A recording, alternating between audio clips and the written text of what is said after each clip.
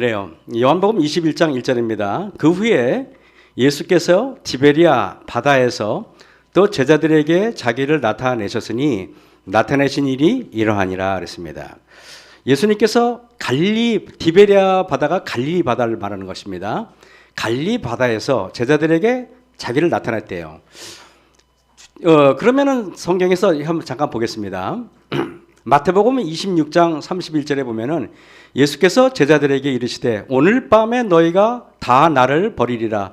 기록된 바 내가 목자를 치리니 양의 떼가 흩어지리라 하였느니라. 그러나 내가 살아난 후에 너희보다 먼저 갈릴리로 가리라 했습니다. 예수님이 부활한 다음에 내가 갈릴리로 갈 거니까 거기서 모이자 그 말입니다. 여러분 마태복음 28장 5절에서 7절 보니까 예수님이 부활한 다음에 천사들이 막 슬퍼하니까 여자들이 슬퍼하니까 천사가 나타나서 무서워 말라 그러면서 뭐라고 말하냐면은 그가 죽은 자 가운데서 다시 살아나셨고 너희보다 먼저 갈릴리로 가시나니 거기서 너희가 배우리라 하라 그랬습니다. 요한복음 28장에도 보면은 내 형제들에게 갈릴리로 가라 하라 거기서 나를 보리라 하시니라. 예수님은요 계속적으로 갈릴리 바다에서 만나자고 이야기했습니다.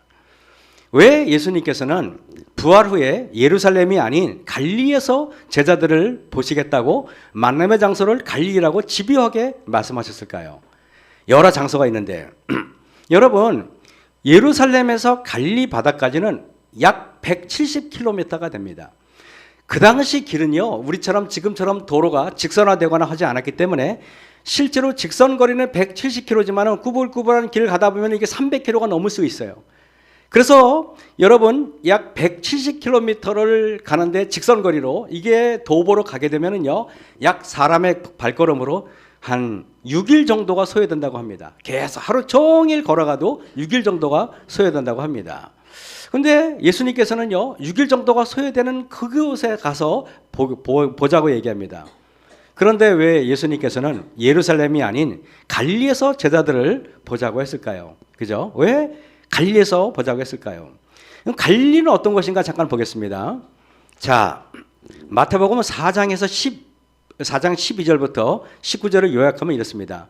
나사렛을 떠나 스불론과 납달리 지경 해변에 있는 가버나움에 가시나니 스불론과 납달리 땅이 갈릴리 바닷가 거기 지역을 말하는 것입니다.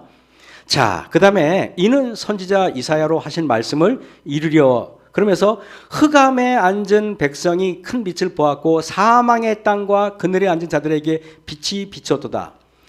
이사야 선지자는요 갈릴리 바닷가를 흑암과 사망과 그늘지 땅이라고 말했습니다. 그런데 여러분 자 그리고 예수님이 여기 5절에 갈릴리 해변에 다니시다가 두 형제 곧 베드로 안드레가 그물 던지는 것을 보시고 내가 너희로 사람을 낚는 어부가 되게 하겠다고 얘기했습니다. 여러분 왜 하나님께서는 흑암과 사망과 그늘진 땅에서 제자들을 불러 모았을까요? 화려한 예루살렘이었으면 좋았을 텐데 그죠? 왜 그랬을까요? 여기 이사야도 보면은 예언이 됐어요. 전에 고통하던 자에게는 흑암이 없으리로다. 옛적에는 여호와께서 스불론 땅과 납달리 땅으로 멸시를 당케 하셨나니 갈릴리 바닷가는 어떤 땅이냐? 멸시를 받는 땅이었어요. 멸시, 천대를 받는 땅이었어요. 여러분 왜 예수님께서는 부활한 후에 실패한 제자들에게 예루살렘이 아닌 갈릴리에서 제자들을 보자고 했을까요? 그때 요한복음 21장에 나와 있는 제자들은 7명이에요. 베드로, 도마, 나다나엘, 요한, 야고보 그리고 2명의 이름은 언급되지 않았습니다. 어떤 목사님은 이렇게 말해요. 2명의 제자가 왜 언급되지 않았을까? 그 2명은 여기 앉은 저와 여러분들이 그 2명의 제자를 채워야 된다. 또 이렇게 또 말씀하시는 분도 있어요. 참 재주가 있어요. 그걸 거듭 질문합니다. 왜 예수님은 사람들이 천대하는 곳, 사람들이 깊이 하는 곳에서 보자고 했을까요? 여러분. 근데 요새 이제 인사발령이 마쳤어요. 그런데 목사님들이 딱 선호하는 곳이 있고 깊이 하는 곳이 있어요. 그래가지고 선호하는 교회에 가면은 좋은데 선호하는 교회는 될 수 있으면 수도권에 가까운 교회를 목사님들이 선호해요. 그래서 어느 정도까지는 봐주냐면 원주까지는 봐줘요. 여기서 넘어가면은 이제 별로 비선호 지역입니다. 고안이라든가 홍천이라든가 뭐 이런 지역으로 가면 별로 안 좋아하세요. 시동이라든가 뭐 이런 데 가면 별로 안 좋아합니다.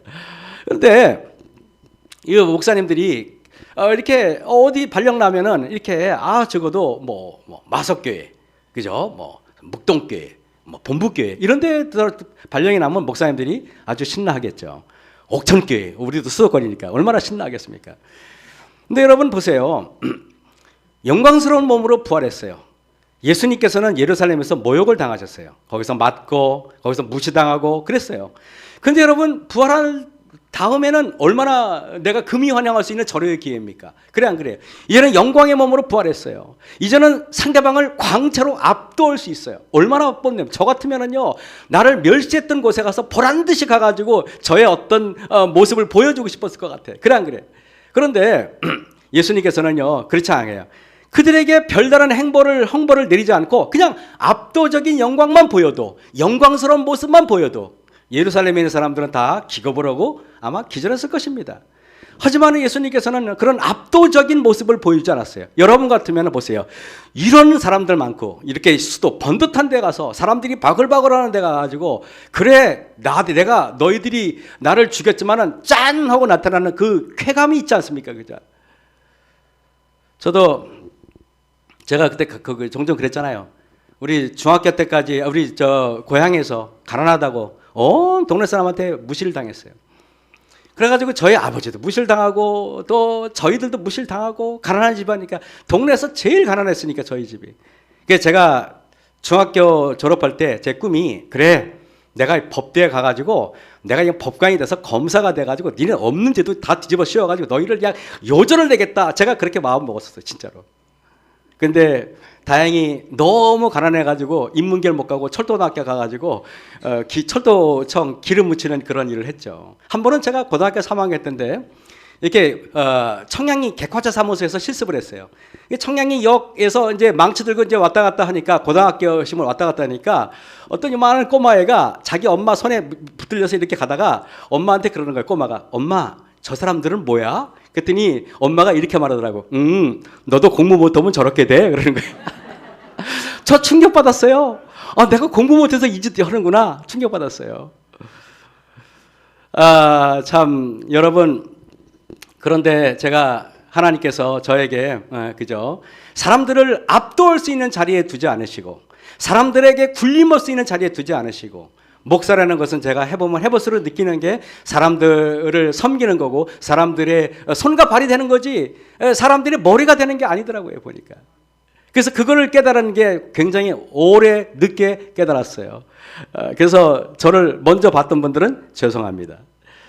여러분 수치와 모욕을 받았던 예루살렘에서 영광스러운 부활의 모습을 보임으로 유대인들을 일거에 제압해버릴 수 있는 절호의 기회를 예수님께서는 외면하셨습니다.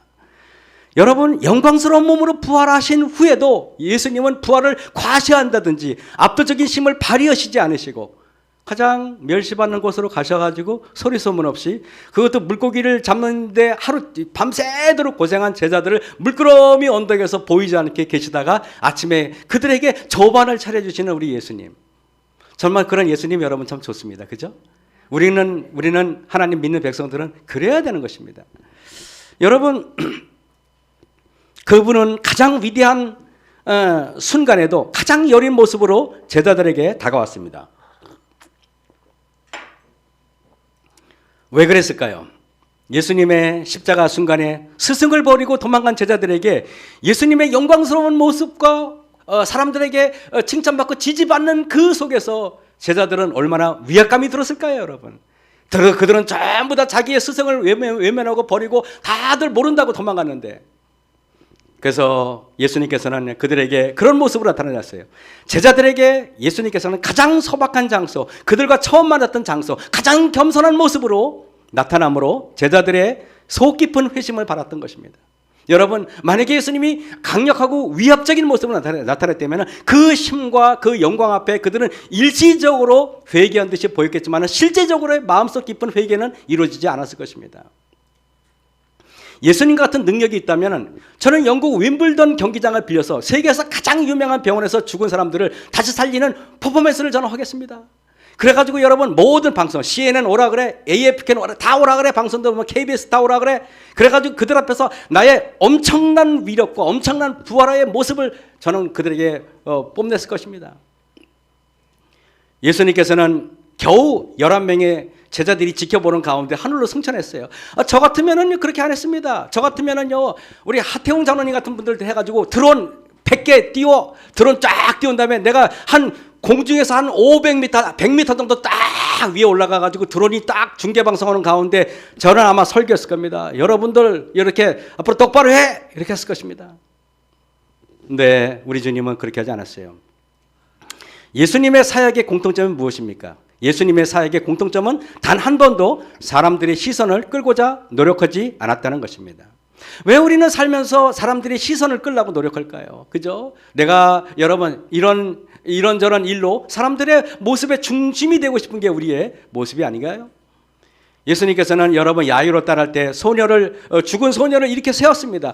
그리고 죽은 소녀를 이렇게 세우는 엄청난 일을 하시고도 이 일을 아무도 알지 못하게 하려고 저희를 많이 경계했다고 그랬어요.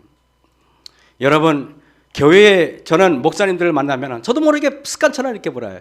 만나면 김 목사님 안녕하십니까? 근데 그 교회는 몇 명 나오세요? 그래서 그거부터 물어봐요 항상. 그 교회는 성도가 몇 분이에요? 그 교회는 11조가 얼마 나와요? 2억이 넘어요? 1억이 넘어요? 그런 것부터 물어봐요.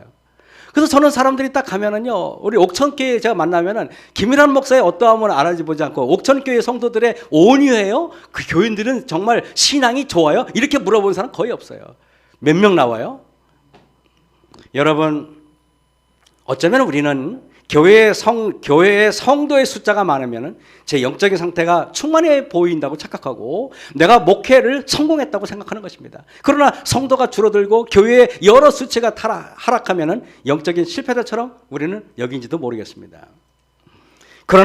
그런데 우리 예수님께서는 사람들이 많이 오는 것보다 한 사람의 신앙의 진실성에 더 큰 가치를 두는 것 같습니다. 그분은 양보다는 질을, 겉으로 드러난 외형적인 수치보다 내적인 진실함을 그분은 원하셨습니다.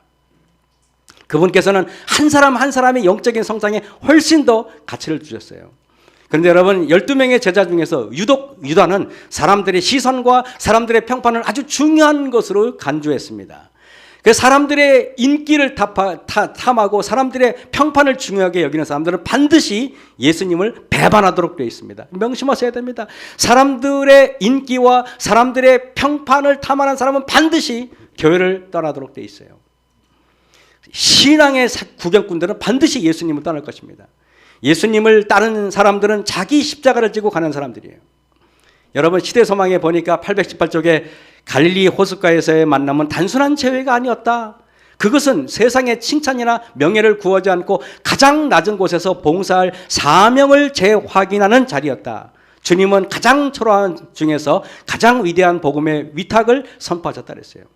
저는 여러분 예수님에 대한 4가지 궁금증을 여러분에게 말씀드리겠어요. 제가 목회하면서 또 신앙하면서 이게 궁금했어요. 첫 번째는 뭐냐면은 왜 요즘에는 다 장기 목회 하는데 예수님은 겨우 3년 반밖에 안 했을까? 예수님의 목회에 비하면 저는 6년 너무 오래 했어요. 여러분들은 아실 것도 없어요. 저는 6년 했지만 예수님 뭐예요? 3년 반밖에 안 하셨어요. 그 두 번째는요.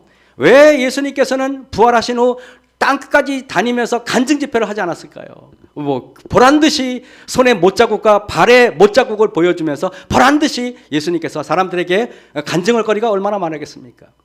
세 번째, 왜 예수님께서는 부활한 다음에 겨우 500명 형제들에게 부활을 보여주시고 겨우 11명 데리고 여러분 승천했을까요? 저 같으면은 서울 시내 대대적인 방송 홍보해가지고 나의 하늘에 승천하는 모습을 수천만 명한테 다 보여주고 수억 명한테 보여줌으로써 인해서 우리 교회의 위상을 드높이도록 하겠습니다. 네 번째, 왜 예수님은 인기 있고 칭찬받는 목회를 멀리 했을까요? 저는 여러분 목회자는 칭찬에 익숙해지면 이미 망가진 거라고 저는 생각을 해요. 제가 여러분 그래서 늘 저 어떤 주변 사람한테 저는 가끔 그런 말을 합니다. 당신이 좋다고 이렇게 열광적으로 따라다니는 사람들이 그러나 그것이 항상 당신을 위험에 빠뜨릴 수 있다고 저는 항상 제 주변 사람한테 경고합니다. 여러분 갈릴리 지역에서의 감성적인 색깔은 어떻습니까? 갈릴리 지역의 색깔로 묘사하면은 아까 말했죠. 흑암과 그늘진 곳과 사망의 새로 채색되어 있어요. 여러분, 그래서 예수님께서는 아까 오늘 말했잖아요. 오늘 교과에 뭐라 했어요? 예수님은 세상의 빛으로 이 땅에 오셨어요. 그래서 여러분, 갈릴리 바닷가가 가장 어두웠기 때문에 그곳에서의 빛은 가장 빛날 수밖에 없는 것입니다. 그래서 예수님은 갈릴리 바닷가를 좋아하셨어요.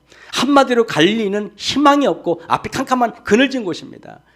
여러분, 요한복음 7장 41절에 그리스도가 어찌 갈릴리에서 나오겠느냐 이렇게 말했어요. 유대인들은요, 갈릴리 바다 그러면 거기서 무슨 선지자가 나와? 뭐 메시아? 말도 안 되는 소리 하지 마 이렇게 하는 것입니다. 요한복음 7장 52절에 너희도 갈릴리에서 왔느냐? 상고하여 보라, 갈릴리에서는 선지자가 나지 못하느니라. 이렇게. 여러분, 유대인들이 갈릴리를 어떻게 취급합니까? 정말 거기는 인간이 살 데가 못 돼. 갈릴리에서 갈릴리 교회에서 왔어요? 그래요? 아이고, 거기도 교회가 있어요? 거기도 신앙을 하는 사람이 있어요? 이렇게 말하는 것입니다.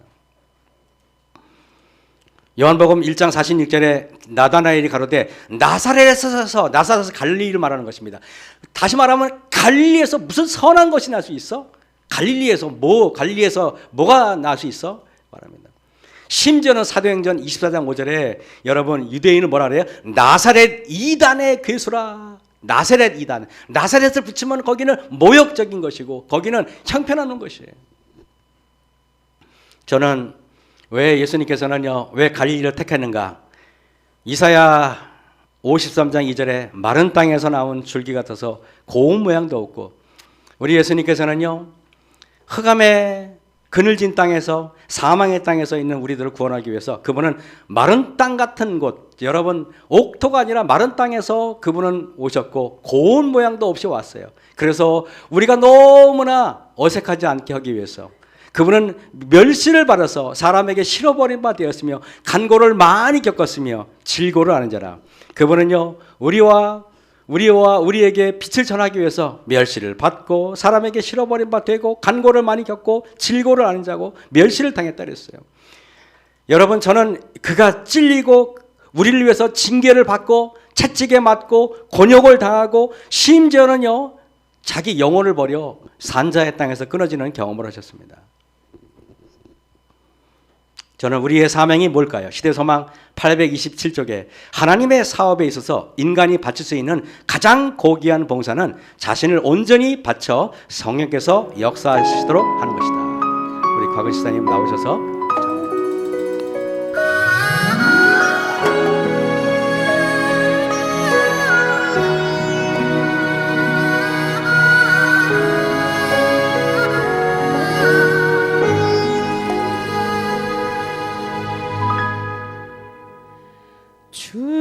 주님이 홀로 가신 그 길 나도 따라가오.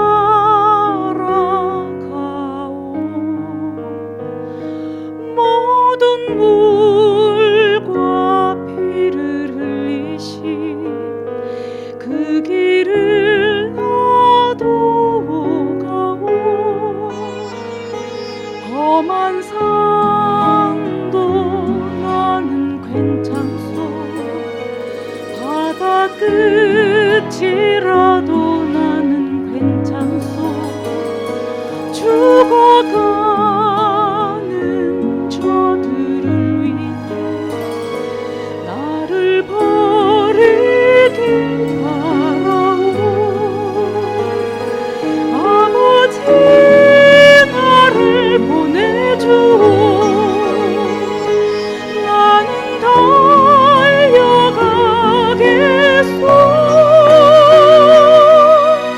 목숨도 아끼지 않겠소. 나를 보내주오.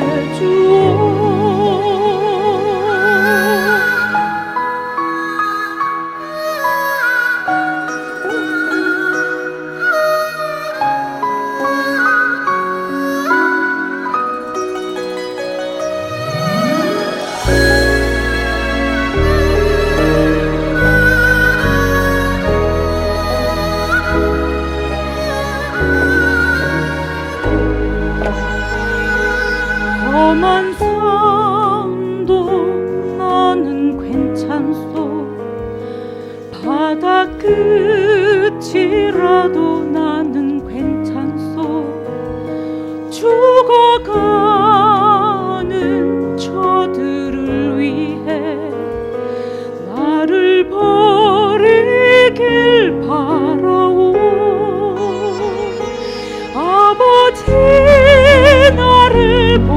주오 나는 달려가겠소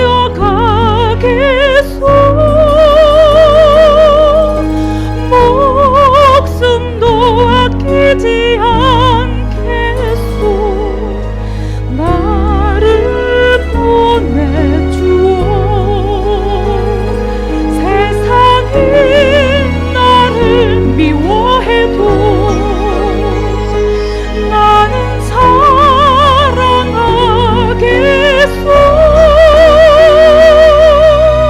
세상을 구원한 십자가 나도 따라가오 생명을 버리면서까지 나를 사랑한 당신 이 작은 나를 받아주오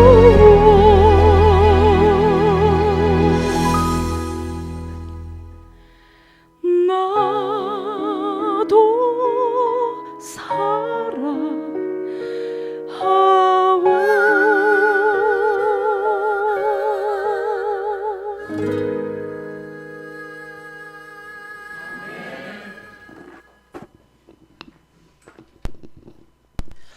제가 마석교회를 떠날 때도 저 집사님이 중간에 특창을 했고, 제가 2024년인가요? 마석교회 주말봉에 갔을 때도 중간에 저분이 또 특창을 했고, 오늘 또, 또 이렇게 또 와서 감사합니다. 이번 영상에서는 교회가 위축되고 있는 미국의 현재 상황에 대해서 이거를 정리해봤습니다. 제가 너무 길어서 제가 그냥 이렇게 스킵했어요. 2025년도 15,000개의 교회가 문을 닫을 것으로 보인대요. 우리가 박 장로님 보내주신 건데 영상인데요. 사명을 잃어버린 교회는 죽은 교회입니다. 여러분, 교회의 사명은 자기 십자가를 지는 삶이고, 그리고 다른 사람들을 섬기는 삶이고, 겸손한 주님을 닮아가는 것이고, 다른 사람들을 구원하는 것입니다. 근데 요즘에 교회가요, 여러분 성장주의에 여러 매몰돼 가지고 교회가 다 죽어가고 있어요. 여러분, 그래서 향후 몇 년 안에 10만 개의 교회가 문을 닫을 거라고 얘기합니다. 근데 계속적으로 교회가 지금 줄어들고 있는데, 미국의 초대형 교회는 약 16,000교회인데, 이 1,600개인데, 이 1,600개의 교회는 대개 신도수가 약 4,100명 되는 교회, 약 2,000명 이상 되는 교회는 대형 교회라 그러는데, 대충 2,000명 이상 되는 교회가 그렇게 많은데, 그 중에 평균 내봤더니 약 4,100명이래요. 근데 여러분, 초대형 교회들은 구도자 친화적 모델을 제시합니다. 그래서 교회는 매력적이고 이해하기 쉽고, 우리를 말하면 고리타분하면 안 되고, 그 다음에 뭐 이렇게 율법을 강조하면 안 되고, 또 말씀의 표준을 높이면 안 된다는 것입니다. 그래서 매력적이고 이해하고, 그리고 위협적이지 않도록 의도적으로 설계합니다. 그래서 사람들의 시선을 끌어들일 요소만 교회에 딱 이렇게 하게 했습니다. 기독교 문화에 익숙하지 않은 사람들에게는 교회처럼 아예 느끼지도 않게 해라고 말하는 것입니다. 그래서 빌 하이블즈는 구도자 친화적 모델의 개척자예요. 이분으로부터 시작했어요. 근데 이분이 만든 교회가 윌로우 크릭 커뮤니티라는 교회인데, 여러분이 교회 보시면은 이 교회가 어마어마한 규모가 어마어마합니다. 근데 이 교회는 보면요, 십자가도 종교적 상징도 없어요. 이 교회 가면은 교회라는 걸 느낄 만한 게 아무것도 없어요. 왜? 사람들이 거부감 나기 때문에 다 빼버린 것입니다. 설교는 신학적 교리가 아닌 대중들이 원하는 방식으로 이루어졌어요. 성장 모델을 제시합니다. 행복 모델을 제시합니다. 하나님의 뜻이 아닌 사람들의 원하는 방식으로 다 바꿔버렸습니다. 1992년이 되면서 윌로우 크릭 교회는 주말마다 15,000명이 성공하며 참석하며 대성공을 거둔 듯이 보였습니다. 릭 워렌 목사는 새들백 교회를 만들면서 그도 또한 교회를 일으켰습니다. 오르간 음악이 싫다고 하니까 오르간 다 빼버리고 피아노 다 빼버리고 록밴드로 다 해가지고 이게 마치 K-팝처럼 그렇게 연주를 시작했습니다.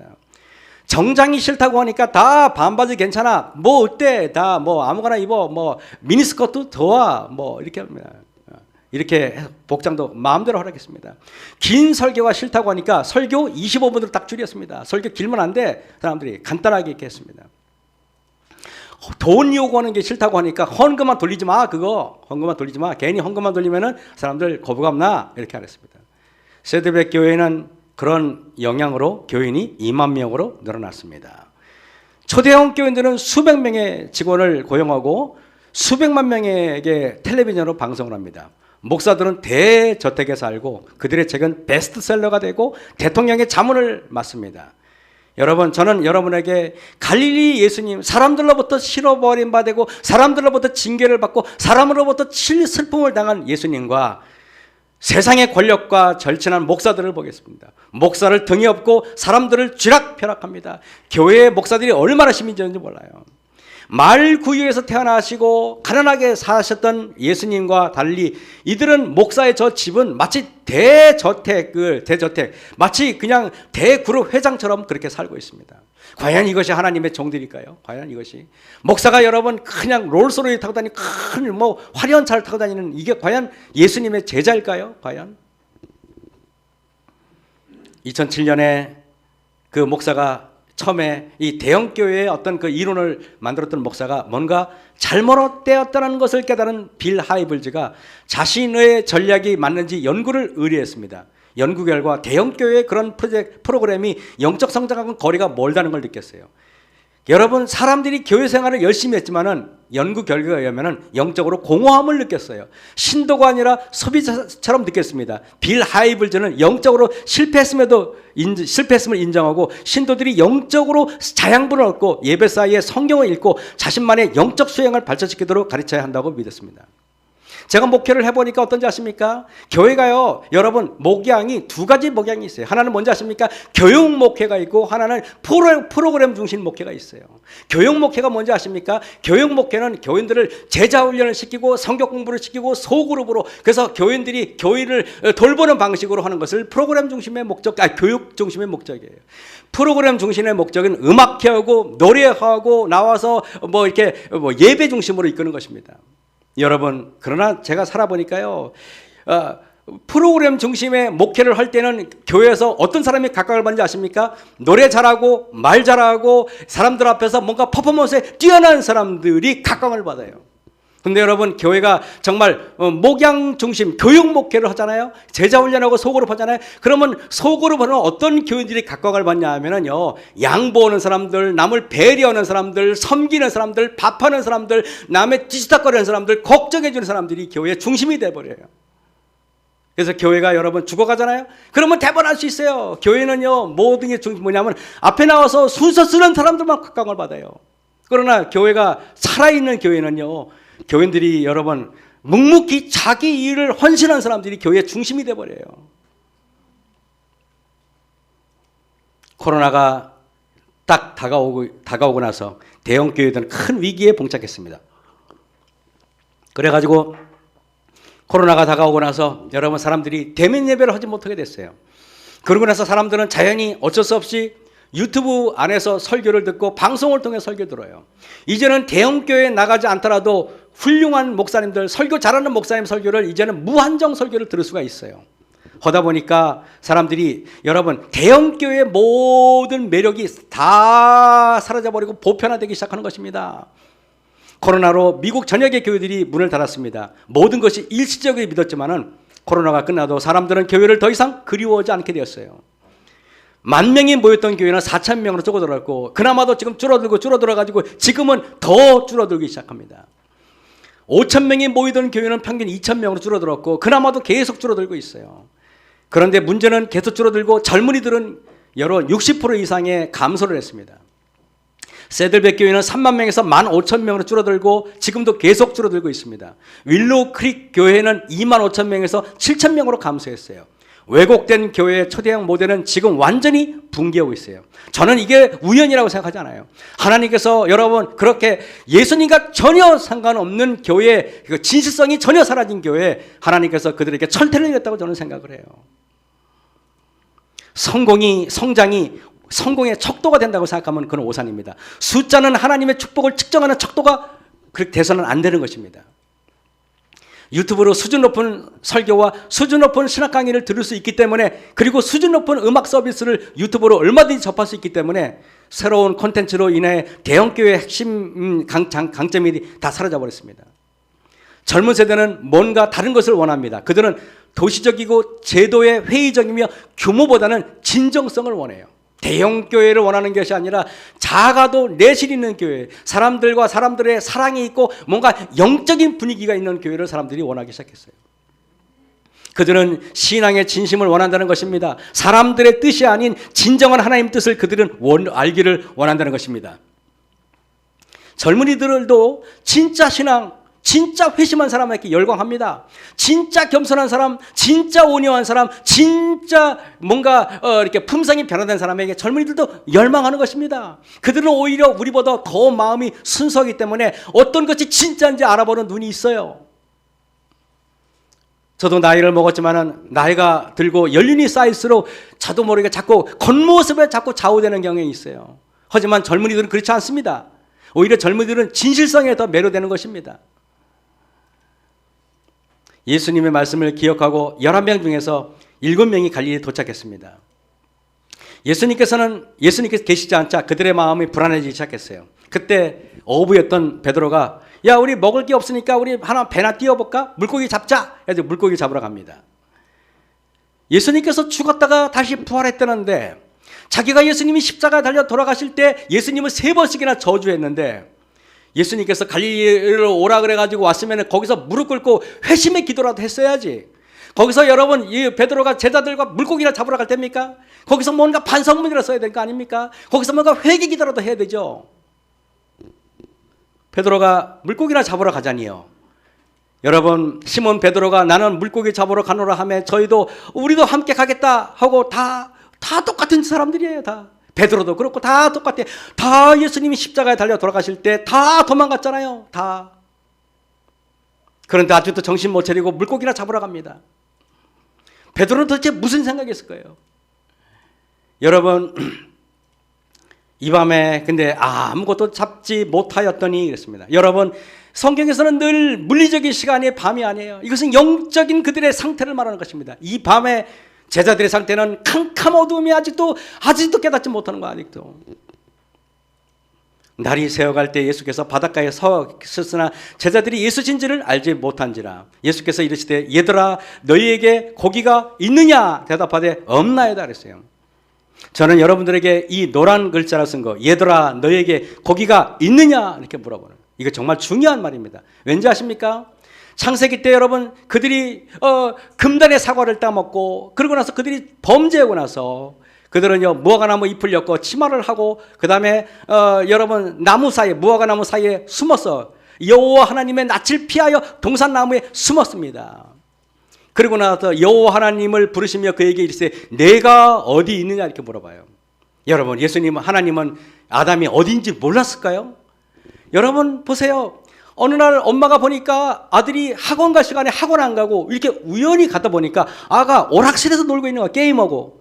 그러니까 엄마가 아들한테 전화를 걸죠. 학원 안 가고 오락실에 들어가는 아들을 보고 엄마가 전화를 합니다. 그때 아들에게 묻습니다. 얘야 너 지금 어디 있어? 너 지금 어디 있어? 이렇게 물어보는 것입니다. 엄마가 그 아들이 어디인지 몰라서 물어보는 겁니까? 왜 그렇게 물어봤을까요? 엄마가 너 지금 어디 있어? 라고 물어본 것은 너 지금 학원에서 열심히 공부하는 거 아니야? 라는 말인 것입니다. 여러분 창세기에 아담아 내가 어디 있느냐? 라고 여쭤본 것은 내가 왜 나를 피해서 숨어 있느냐? 라는 뜻입니다. 네 죄를 이실짓고 해야 네가 살 수 있지 않냐? 이 말입니다. 네가 나를 따라 살 수 있어? 이런 말인 것입니다. 내가 지금 숨으면 어떻게 하겠니? 당장 내게로 나오지 않겠느냐? 이렇게 말해요. 가인과 아벨에서 여러분 가인이 아벨을 죽입니다. 그때 하나님 물어봅니다. 내 아우 아벨이 어디 있느냐? 하나님은 아벨이 어디 있는지 몰라서 그렇게 여쭤보신 겁니까? 그게 아니지 않습니까? 가르치되 내가 무엇을 하였느냐? 여러분 내 아우 아벨이 어디 있냐고 물어보신 것은 너는 왜 이런 끔찍한 죄를 저질렀느냐라고 물어보는 것입니다. 너는 왜 살인자의 자리에 서 있느냐라고 여쭤보는 것입니다. 하나님께서는 아벨을 걱정하지 않습니다. 왜? 그는 부활의 때 다시 영원한 생명으로 부활할 거니까 아벨은 오히려 죽은 자는 걱정이 없어요. 예수님께서 여러분 애타게 너 아벨아 내 동생은 가인아 내 동생은 어디 있냐고 물어본 것은 가인을 보고 절규한 거예요. 여러분 그걸 아셔야 돼요. 그러나 하나님께서는 가인에 대해 지금 울부짖고 계세요. 제가 어렸을 때 어머니한테 아주 혼날 잘못을 했습니다. 제가 초등학교 3학년 때인가 4학년 때인가 아무리 기억해도 뭔 잘못한 건 기억이 안 나요. 왜냐하면 이 죄인이 특징이 그래요. 내가 뭘 잘못했는지 기억이 안 나는데 어쨌든 엄마가 제가 집안에 도망가 안 가면 엄마한테 맞아 죽을 것 같아서 도망갔습니다. 산으로 도망갔어요. 그래서 산으로 들로 도망을 가가지고 있는데 엄마도 제가 도망가니까 이놈 자식 어디 갔냐 씩씩 막 그러셨겠죠. 그러나 제가 여러분 산으로 그냥 후다닥 도망가가지고 산속에 숨어 있었습니다. 이제 석양에 해가 떨어지고 어두워졌어요. 어두워져도 지금 가도 엄마한테 맞을 것 같아서 일부러 안 내려왔어요. 제가 버티고 있었어요. 그래서 이제 조금 있으니까 제가 산에 있으면 무서우니까 집 근처로 이렇게 내려와가지고 집 안에서 뭐나 이렇게 멀리서 지켜보고 있었습니다. 그때 어머니하고 아버지가 일어나 부르시는데 그 소리가 아주 얼마나 절규스러운지 몰라요. 저도 어두워져서 산에 있는 것이 무서워서 근처에서 이 상황을 지켜보고 있었습니다. 제가 그래도 나가면은 맞아 죽을까봐 안 나가니까 이제는 동네 사람들이 횃불을 들고 저를 찾으러 나갔습니다. 진짜 실화입니다, 실화. 동네 사람들이 일어나. 근데 지금 못 나갔어요. 왜냐면 이제 나가도 너무 일이 커졌어. 일이 너무 커져서 온 동네가 횃불을 들고 일어나 저를 찾는 것입니다. 제가 여지껏 살면서 이 설교 처음 합니다. 내가 마석에 있었지만 이런 얘기 한마디 안 했잖아요. 그죠? 창피해서 안 했어요. 오늘 제가 이제 뭐 창피할 것도 없으니까 제가 하는 것입니다. 급기야 동네 사람을 찾는데 동네 사람들이 지쳐서 가니까 어머니 아버지가 울면서 일어나서 저를 찾는데 제가 잘못된 줄 아셨나 봐요.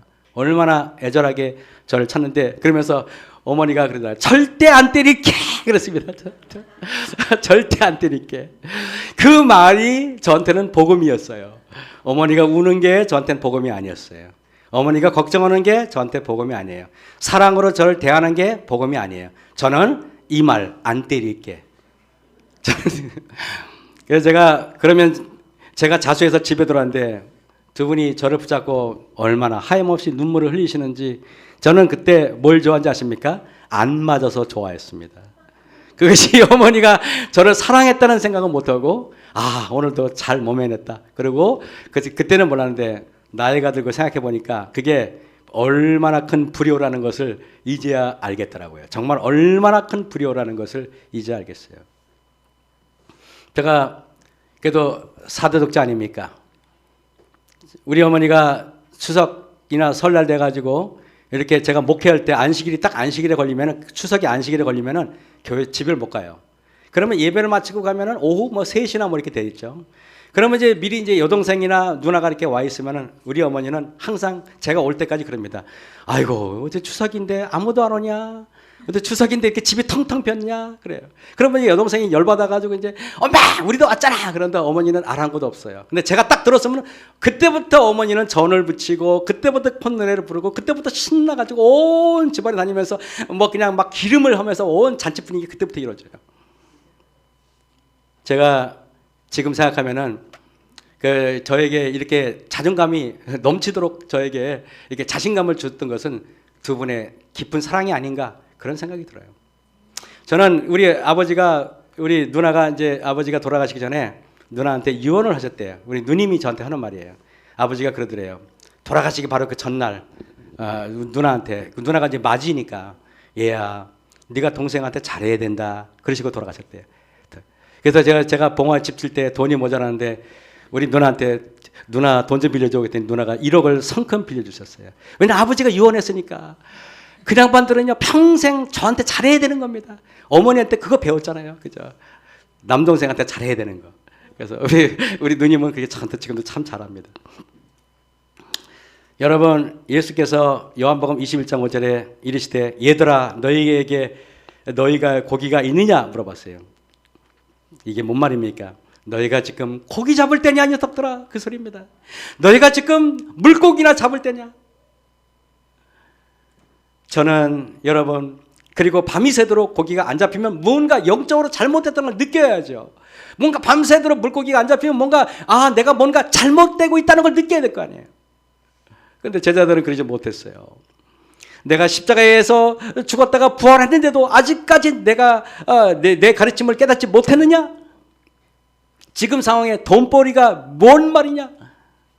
요한복음 21장 4절에 날이 새어갈 때 예수께서 바닷가에 서셨으나 제자들이 예수신지를 알지 못하는지라. 여러분, 날이 새어가가지고 대낮처럼 화난데 자신들이 그렇게 오매불망 따랐던 스승이 오셔도 그들은 예수님을 알아보지 못했다 그랬어요. 돈벌이에 정신이 팔려있는 제자들의 눈에는 예수님이 보일 리가 없죠. 자신들을 갈릴리로 가라고 했던 예수님의 뜻을 그들이 깊이 명상했더라면, 묵상했더라면 그들은 예수님을 당장 알아봤을 것입니다. 요한복음 21장 6절에 가라스 때 그물을 배 오른편에 던지라 그리하면 얻으리라 하신데 이에 던졌더니 고기가 많아 그물을 들 수 없더라 그랬습니다. 주님께서 420리 되는 길을 걸어서 갈릴리로 오게 하신 것은 이 갈릴리 바닷가에서 사람 낚는 업으로 다시금 그들을 재리세트하기 위해서 그들을 부른 것입니다. 제자로서. 교회 증언 5권 435쪽에 나는 우리 백성들 사이에 세속화가 들어오고 있다는 것을 보았다. 그들은 표준을 점점 더 낮추고 있다. 하나님의 백성들과 세상 사람들 사이의 구별이 예전에는 아주 뚜렷했으나 지금은 급속히 사라지고 있다 그랬습니다.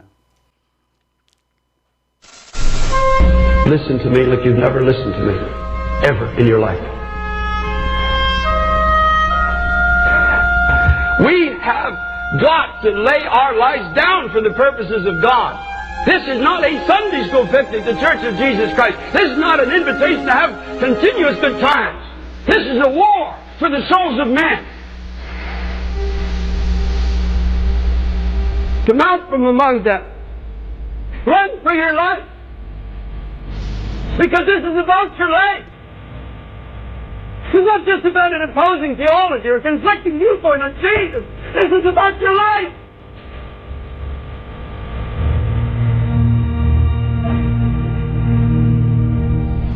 My mind is forever branded with the story that I heard of police officers from the city of New York. As people were fleeing from a crumbling building, there were police officers and firemen and others that were running towards the building saying, "Run for your life!" at their own peril. And in some cases I believe they knew they were going to die, but there was a sense of duty. I was crying out to God, I said, "God, oh Jesus, don't let my sense of duty be less for your kingdom than these beloved firemen and policemen were for those that are perishing in the falling tower." We're living in a generation when truth is falling into the streets. I want to be among those that are not running away from the conflict, but running into the conflict and say, "Run for your life."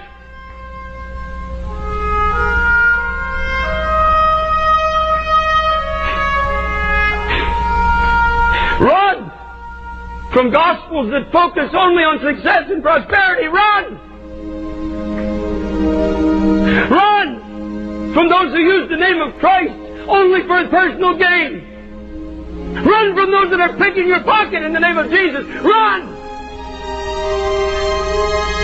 Run from gospels that only focus on self-improvement. Run!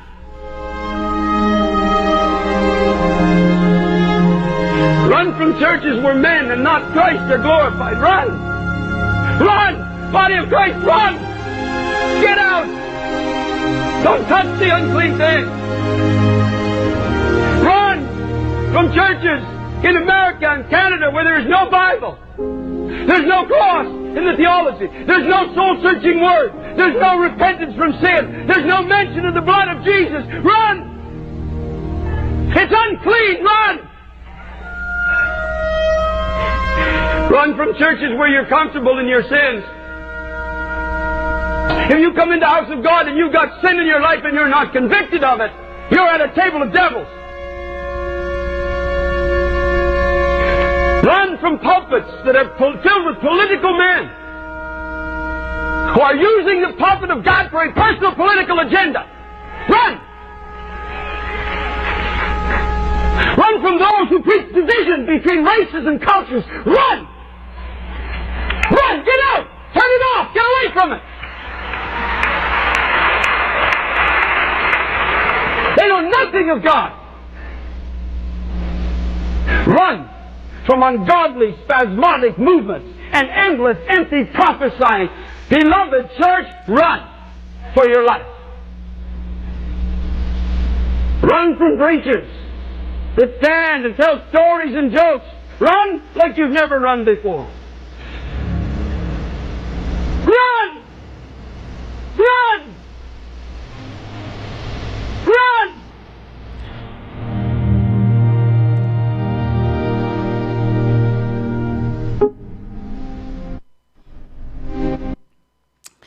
저는 이 영상을 참 좋아합니다. 카타클론 목사님이 9.12 테러가 이후에 그 이후에 그걸 보고 설교를 한 내용인데, 요즘 교회가 사람들에게 매력 있는 교회가 되기 위해서 죄를 지적하는 일도 멈추고 심판의 기별도 멈추고 우리가 해야 할 의무의 모든 기별을 다 멈추고 우리에게 뭐랄까요, 사탕 발림의 기별만 전하고 있어요. 시대소망 313쪽에 교회가 세상의 표준을 맞추기 위해 스스로의 표준을 낮출 때 교회는 하나님의 은총을 잃어버리며 세상에 대하여 아무런 도덕적 가마력을 끼칠 수 없게 된다 그랬습니다. 교회 증언 2권의 125쪽에 보면은 우리가 세상 사람들과 같아지려고 노력하면서 그들의 지지를 얻으려 한다면 우리는 하늘의 지지를 잃게 될 것이다 그랬어요. 거룩한 표준은 결코 낮아져서는 안 된다 그랬습니다. 여러분, 제가 오늘 말씀을 다 마치면서 지난 6년 동안 은혜와 사랑으로 부족한 제가 옥천교회에서 성도님들의 무한한 사랑을 받고 행복한 시간을 보낸 것은 저에게는 평생 잊지 못할 추억 같습니다. 돌이켜보면 개인적인 일이 바빠 성도들에게 최선을 다하지 못한 채 오늘부로 옥천교회를 떠나게 되었습니다. 가만히 보니까 안식일에 설교한 거 말고 별로 한 게 없더라고요. 바쁘다는 핑계, 여러 가지 자영업을 한다는 핑계가 있었지만은 그러나 여러분들에게 성실하지 못했음을 고백할 수밖에 없어요. 성도 여러분, 정말 감사하고 정말 죄송합니다. 부족한 목사를 질책하지 않으시고 묵묵히 따라와준 여러분들에게 진심으로 감사를 드립니다. 항상 건강하시고 주님 안에서 영원히 다시 만날 것을 기도하면서 부족한 목사 물러가겠습니다. 그동안 감사했습니다. 우리 다 같이 일어나셔서 466장 찬미가를 부르겠습니다.